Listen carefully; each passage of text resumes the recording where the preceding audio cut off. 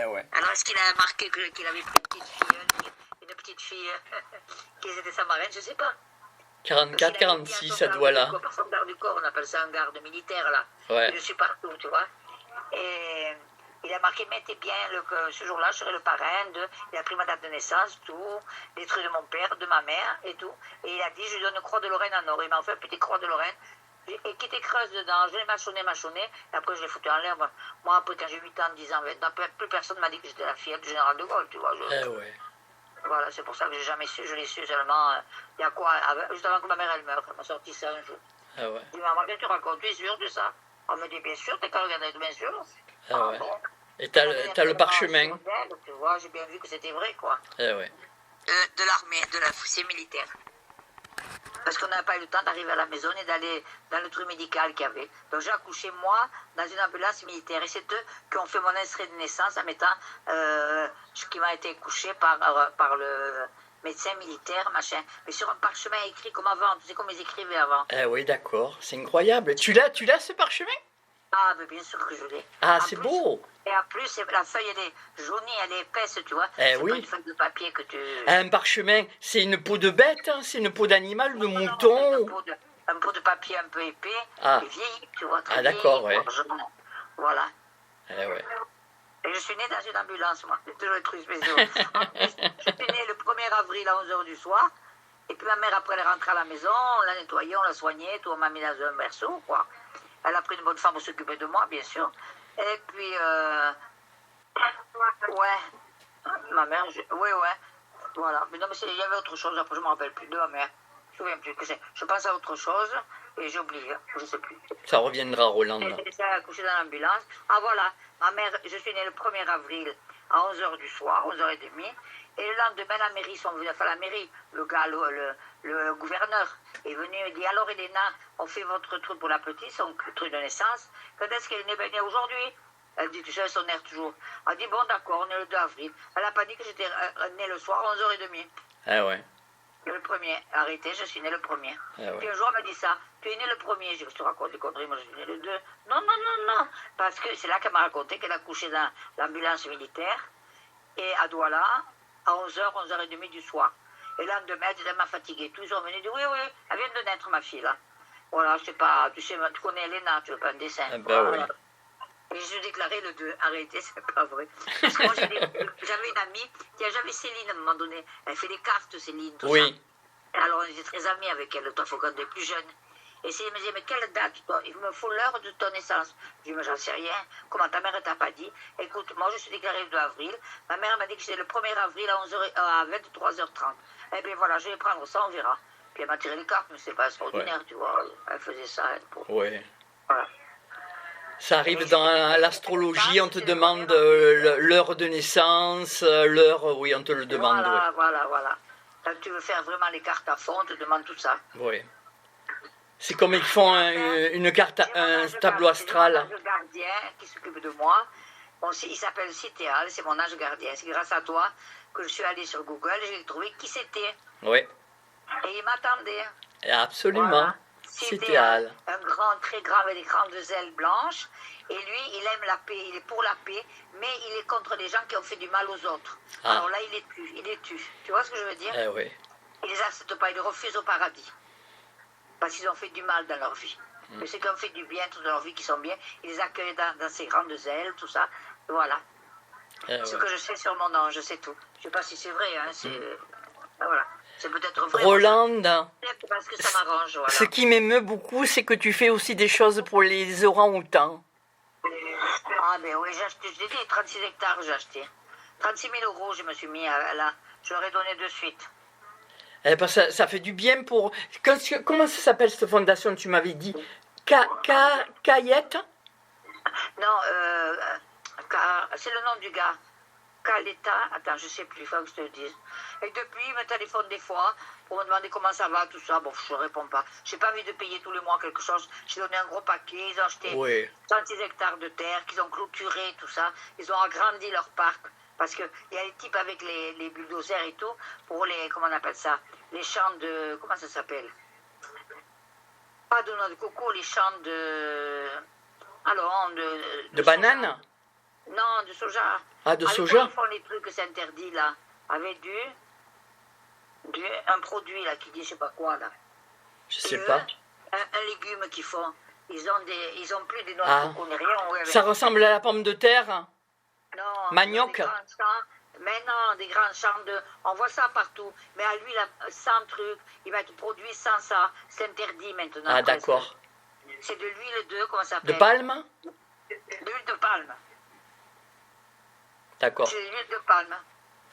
Et là, là-bas, eux, ils n'ont plus la forêt. Alors, ils viennent chercher la forêt dans ces grands champs d'huile de palme avec des fossés, avec des trucs. Et puis, tu vois tous les cadavres d'eux, ils meurent parce qu'ils meurent de faim, ils ne savent pas. Avant, c'était leur truc. Et ils meurent, ils se laissent mourir. Ah ouais. Et tu vois des centaines de singes qui sont morts. Des Il a orang-outans, une ouais. photo, là, Et là, ils font des orphelinats pour les orang-outans, ils les réintroduisent dans la forêt, dans la jungle et tout. Et puis des fois, ils vont chez les gens. Le village, il dénonce quelqu'un qui a attrapé un petit orang-outan bébé. Ils l'ont mis dans une petite cage de 40 sur 40. Et maintenant, il a 2 ans, il est énorme. Il est resté trop croquevillé, il ne peut pas bouger. Eh oui, peu Et cher. Hein. Ils l'ont repris, il avait 4 ans ou 5 ans. Eh ouais. Il était une boule, il ne pouvait pas étaler ses bras et ses jambes. Alors ils ont commencé à lui donner des bains dans une piscine qu'ils ont fait exprès. Et tous les jours, il tirait un peu. Et maintenant, il grimpe partout. C'est fini. Ils l'ont sauvé. Tu te rends compte, c'est extraordinaire ce qu'ils Eh font. oui.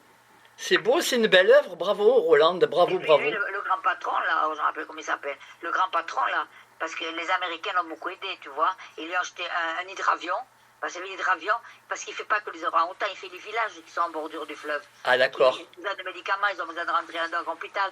Alors, ils arrivent à savoir, avec des talkie-walkie, qu'il y a quelqu'un qui est très mal au village. Alors, il lui prend son hydravion, il fait peut-être même une demi-heure d'hydravion. D'accord. Il va au village qui est en bordure, on charge, il va l'amener à l'hôpital d'une grande ville, tu vois. D'accord. Et puis, Ah, il leur ouais. donne des médicaments contre le paludisme, tout ça. Ah, Il ouais. distribue. Il ne fait pas que les bêtes, il fait tous les gens, parce que ces gens, ils sont un peu dépendants des terres qu'il a mis à protéger.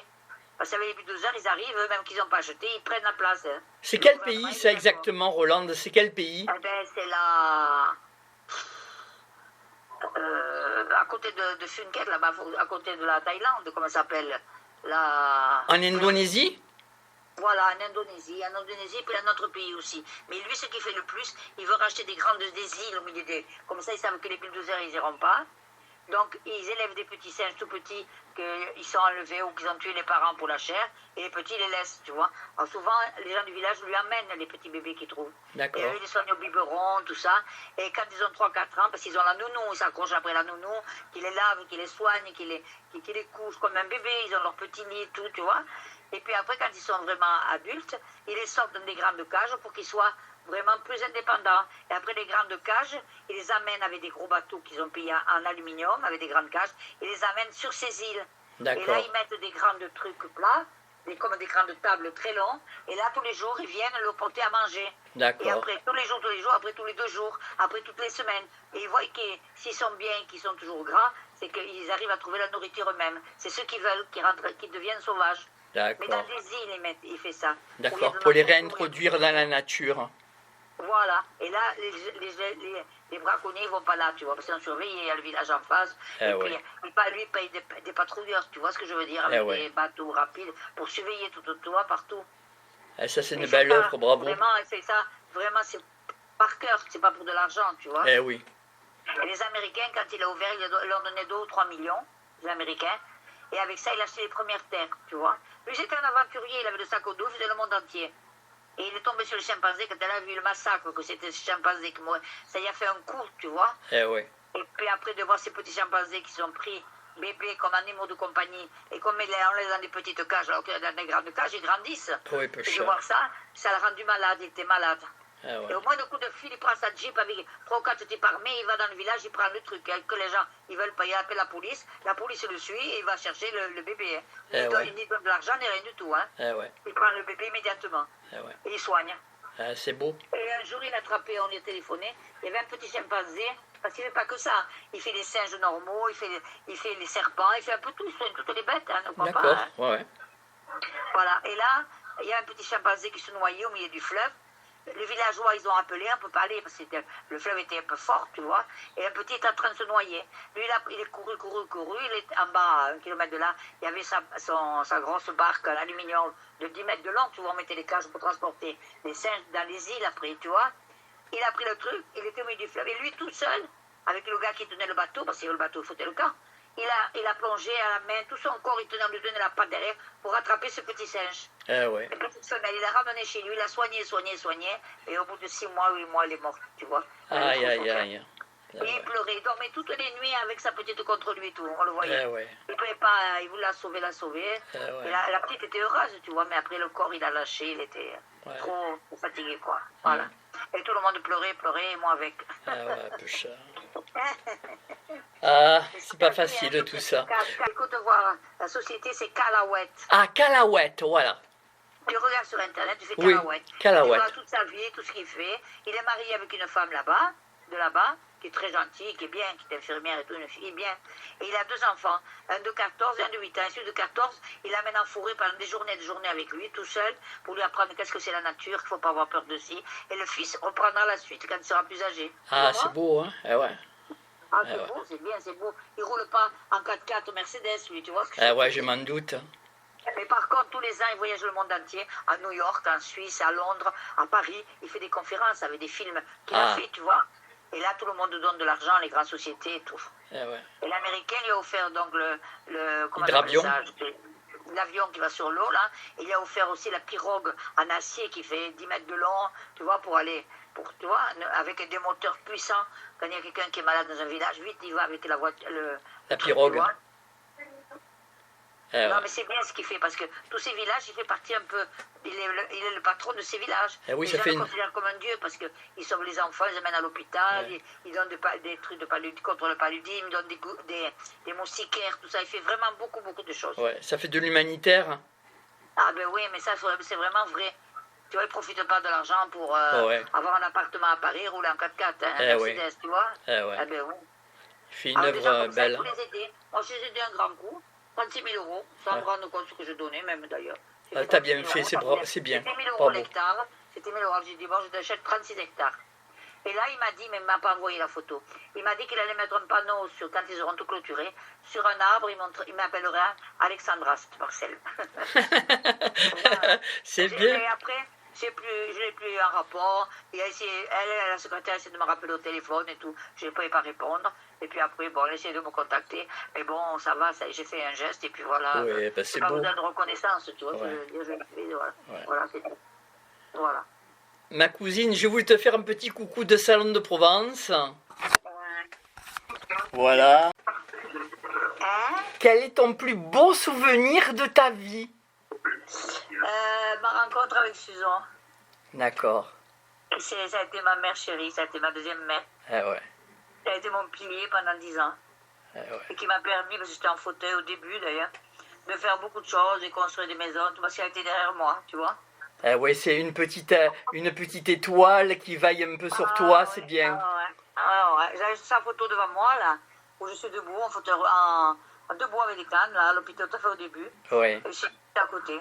Parce que c'est une personne qui a beaucoup compté pour moi et qui a fait beaucoup pour moi, pardon. Ah ouais. Beaucoup. Plus que ce que j'en ai fait pour elle. Ah ouais. Mais au bout de 10 ans, ben écoute, le temps passe, ensuite elle rencontre un cousin, elle s'est mariée.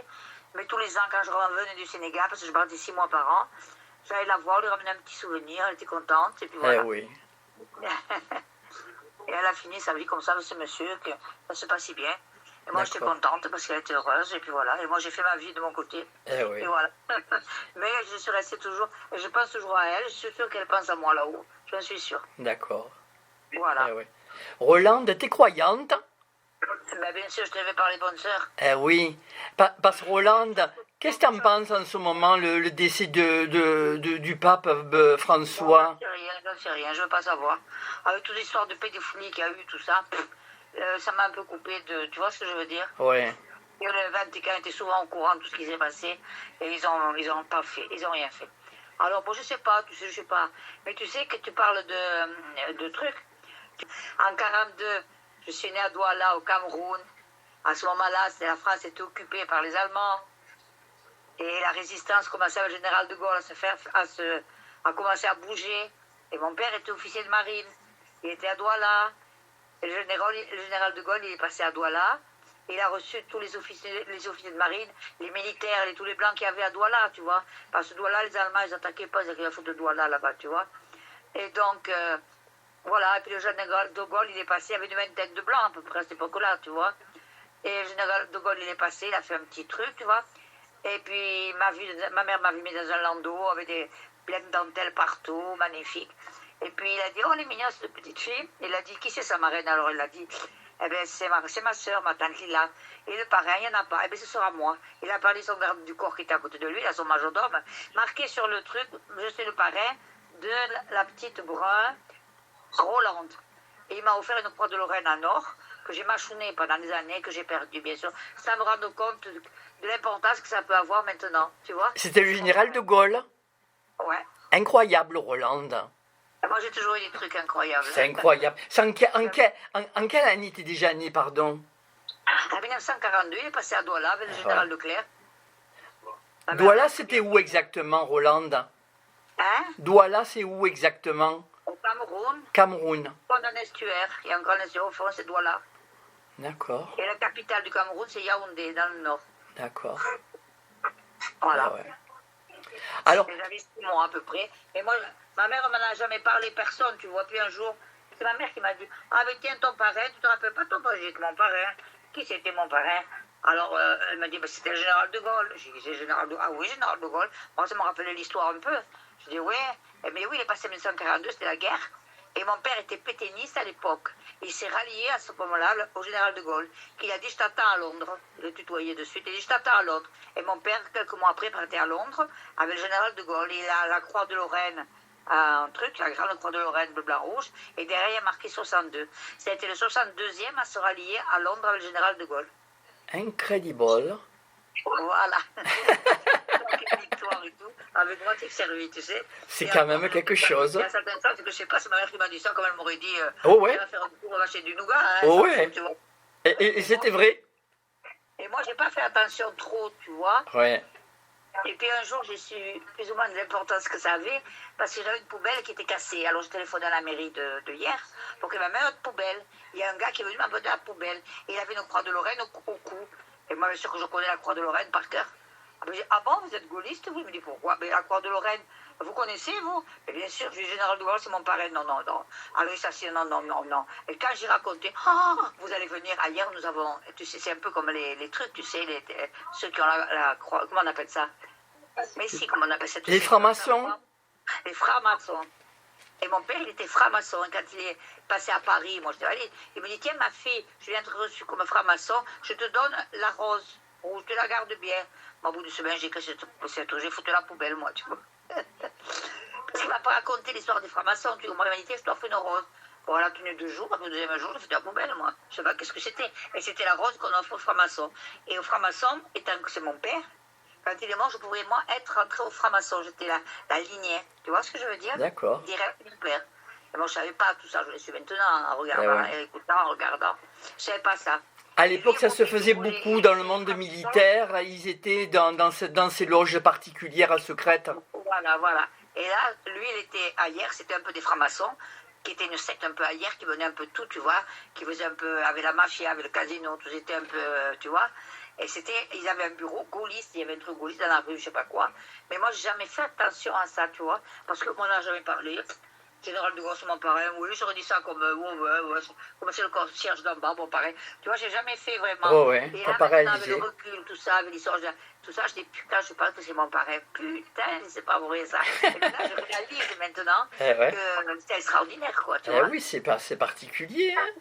Voilà, et puis mon père était franc-maçon, il était 62e à se rallier à De Gaulle à Londres, puis c'était dans l'armée, lui, tu vois. Et à l'époque, c'était Pétain. Il était pétainiste, mon père. Et quand ils sont arrivés quand mon père a épousé ma mère, il est revenu par bateau. Et le bateau à Gao, au truc, ils ont été Gao, c'est pas loin du port au Mali, je crois que c'est. Et ils les ont pris comme prisonniers, parce qu'on les croyait qu'ils étaient pas pétainistes, tu vois. Et mon père a dit, moi je suis pétainiste. Alors ils l'ont mis en prison, avec ma mère et tous les gens de l'équipage. Et puis ma mère, elle a dit, Thomas, mais écoutez, voir, ça nous coûte quoi de dire qu'on est gaulliste? On s'en fout. Dites, je suis donc gaulliste. Alors tout le monde a dit, on est gaulliste, vous êtes trompé. Ah bon? Alors on vous libère. Ça, c'était ma mère tout craché. Elena tout craché. Ça, ça veut dire qu'ils étaient les pétinés, les gaullistes. Ça leur fait qu'on dit, on est les gaullistes. Hop, ça a marché.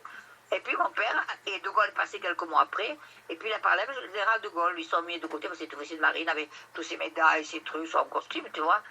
Donc ils sont mis dans un coin, ils ont parlé, le général De Gaulle l'a pris par l'épaule, l'a tapé sur l'épaule, le tutoyant de suite, Charles par-ci, Charles par-là.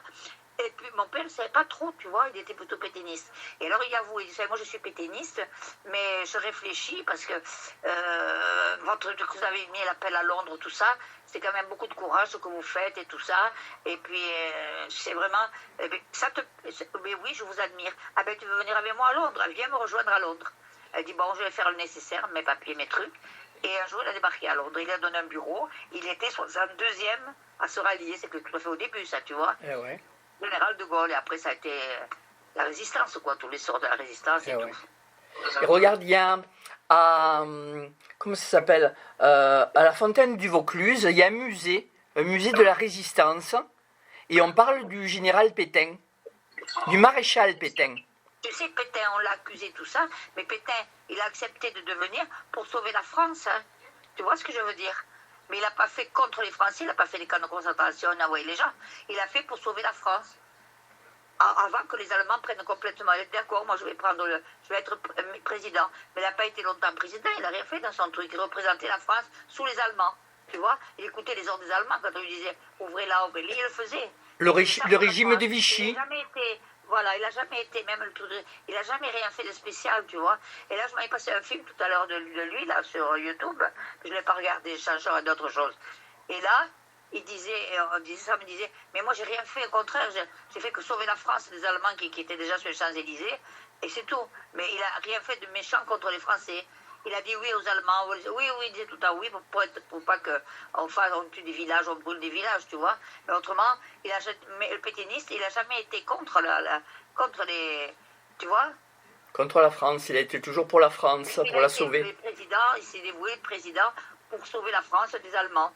Alors bien sûr qu'il disait oui à tous les Allemands, il ne pouvait pas dire non, on le pendait de suite. Alors il disait oui, je serai le président, et c'est comme ça qu'il est devenu président pendant quelques temps. Tu vois. Et puis l'histoire de Vichy, t'as qu'à regarder bien la vie de Pétain, il a rien fait, Pétain. Il n'a pas fait des constats de concentration contre les Juifs, contre trucs, tu vois. Et quand les Allemands faisaient des rafles, il ne disait rien, parce qu'il disait quelque chose, on allait le tuer, puis on mettait un autre à la place. Ouais. Alors il disait rien, il disait oui, il disait rien. Il voyait tout ce qu'ils faisaient les Allemands, mais il ne pouvait rien faire. Mais il y avait quand même un chef d'État qui représentait quand même la France, qui avait son mot à dire, tu vois. Voilà. Mais par contre, je ne savais pas, parce que Pétain avait tué beaucoup de Français, tout ça. Non, c'est pas Pétain qui a fait ça. C'est plutôt les copains de Mitterrand, par exemple. Tu vois qui je veux dire? Non, je vois pas qui tu veux dire. Mais l'ami intime de Mitterrand, c'est un gars qui a fait qui a prévu tout l'exode des partrains, tout ça, des Juifs. Il ramassait tous les Juifs, là. Ah. C'était l'ami de Mitterrand. C'est pour ça que Mitterrand est passé, on a souvent reproché d'être anti-juif, tu vois ce que je veux dire? Ah. Je vois que je connais l'histoire mieux que toi. Oui, c'est vrai. Moi, je connais jusqu'à la Première Guerre mondiale plutôt, mais la seconde, je la connais très mal, c'est vrai, Roland. Eh bien, moi aussi, je crois que Pétain avait été dégueulasse, tu vois, anti-juif, anti-truc. Non, il était là parce qu'il devait être là, il fermait sa gueule devant les Allemands parce qu'il ne pouvait pas l'ouvrir. Qu'il ouvre pas, ils auraient fait ce qu'ils veulent, tu vois. Mais autrement, c'est pas lui qui a organisé des trucs, tandis que l'ami de Mitterrand, c'était le bras droit de Imrich ou je sais pas quoi. Tu sais, celui qui a voulu tuer les Juifs. Et c'est lui qui a organisé les trains qui partaient avec tous les vers l'Allemagne, là-bas, les trains avec des enfants, avec des femmes, avec tout le cirque. Et c'était l'ami de Mitterrand, qui restait ami longtemps avec lui, même après quand il est venu au pouvoir. Il dit oui, je suis ami avec lui. Et le culot de le dire à Mitterrand. Alors ça a fait un peu de froid, tu vois ce que je veux dire? Comme les Français s'étaient passés depuis longtemps, il y en a qui ont pas, tu vois, qui n'étaient pas. Il n'y a que les vieux qui étaient fâchés contre ça, mais les autres. J'ai entendu dire, Roland, que concernant M. Pétain, le maréchal Pétain, qu'il avait été contre la franc-maçonnerie à un moment donné. Je ne sais pas si tu as entendu dire quelque chose. Je ne connais pas du tout. C'est là que je regardais un truc, là, sur YouTube, je vais envoyer dans la voiture Pétain et sa femme. Il rentrait à Paris, je sais pas où, et sa femme me disait, mais t'as besoin de prendre ça. Il dit, si, il faut sauver la France, qu'il lui disait. Et j'avais déjà entendu dire que Pétain n'était pas si anti-juif, tu vois ce que je veux dire? Mais il ne pouvait pas faire autrement avec les Allemands, il ne pouvait pas. Il était pris en otage, hein. Ils occupaient tout, ils occupaient les châteaux, ils occupaient Oui. les villes, ils occupaient Paris, ils pillaient le Louvre, qu'est-ce qu'il peut faire? S'il dit non, s'il dit laissez ça, on va lui couper la tête. Alors il ne pouvait rien dire. Ouais. Mais il représentait quand même la France, il y avait quand même un président. Oui. La France n'était pas entièrement aux Allemands. Oui. Il y avait une partie qui était libre, le Sud était libre. Tous ceux qui ne voulaient pas les Allemands essayaient de passer en zone libre. Le Sud de la France, la Côte d'Azur, tout ça. Salut. Voilà. Alors, le général de Gaulle est important pour toi? Ah, mais moi j'ai toujours été gaulliste. Hein. Il est même passé à Narbonne, j'avais 14-15 ans. Dans les rues, il défilait dans sa voiture, faisait le truc et tout. Tout le monde s'arrêtait sur les rues, tout le monde s'arrêtait. Nous, on était avec les bonnes sœurs. En rang, on s'est mis le long, on acclamait le général de Gaulle. Mais moi, je ne sais pas que c'était mon parrain. On aurait pu lui dire, dites, vous avez votre filleule là, qui est née à Douala en 1942, quand vous avez été là-bas. Et il y avait le général, c'était Leclerc, je crois, Leclerc ou l'autre, un petit avec une canne. Maréchal Leclerc? Ouais. Je crois que c'est l'autre. À la Seconde Guerre mondiale. L'autre, justement, quelques temps après, il était en bis-bis avec le général de Gaulle et son avion a explosé. Il y a eu une bombe de mise. On a souvent accusé le général de Gaulle de l'avoir fait. Parce qu'il était fâché en mort, même, je ne sais pas pourquoi. Ma mère le connaît très bien parce qu'il était petit avec une canne. Elle les a vus, elle les a connus. Bon, ils sont restés quelques jours à Douala, puis après ils sont repartis. Et il y avait la guerre, c'est la France libre, tu vois, lui. Ouais. Et les Allemands le recherchaient. Donc il était un Afrique noire, il risquait rien. Et les Allemands, ils patrouillaient, on voyait qu'ils patrouillaient. Au loin, c'était avec des sous-marins, tu sais. Des sous-marins, mais il n'y avait pas des avions qui attaquaient, tout ça. On voyait que les sous-marins qui surveillaient toute la Méditerranée, tu comprends, et tout le sud de l'Afrique, tout ça, tout le long. Comme encore aujourd'hui, c'est rempli de sous-marins, ils doivent se passer des choses là-bas dessous qu'on n'est pas au courant, c'est vrai, il vaut mieux qu'on ne le soit pas. Les Allemands qui étaient les maîtres à cette époque-là. Et après, ils ont pris toute l'Afrique du Nord, l'Algérie, la Tunisie, tout ça. Ils ont pris tout, ils ont débarqué, ils ont pris tout. Et c'est notre général à nous qui s'appelait, je sais pas quoi, comment il s'appelle, qui a fait la guerre d'Algérie, là. La guerre du désert, là, comment il s'appelait. Oh, je ne me rappelle plus. C'était un des généraux de Gaulle, un des généraux. Ouais. Voilà. Et c'est lui qui a fait la guerre de l'Afrique du Nord pour libérer l'Afrique du Nord des Allemands. Voilà. Ah, c'est des tristes souvenirs, mais c'est important, c'est le passé, c'est important de s'en rappeler, c'est important, Rolande. Ah oui, moi c'est pour ça que j'ai toujours été gaulliste.